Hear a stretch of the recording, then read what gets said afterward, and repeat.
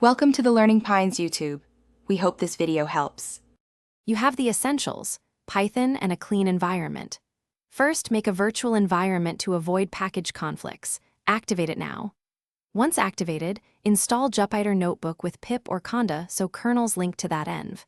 Next, initialize configuration only if you need custom ports or a password, otherwise skip. Make sure your working directory contains your project files because Jupyter opens there by default. Now start the server with Jupyter Notebook to open the browser interface. Once the server runs, your browser will show the file tree. Click New to create a notebook.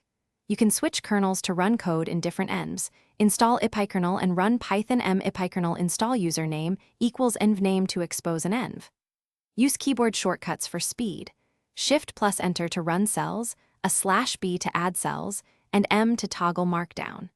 Make sure to organize files in folders and name notebooks clearly so you can reproduce results later. Link outputs to data files with relative paths. To finish, save your work, shut down running kernels from the dashboard, and stop the server in the terminal.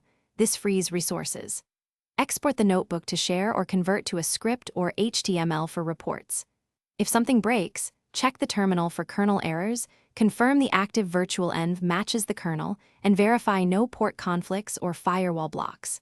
If kernels fail to start, reinstall ipykernel in the env and recreate the kernel spec. That usually resolves mismatched dependencies. Thanks for watching. Consider subscribing if we helped you.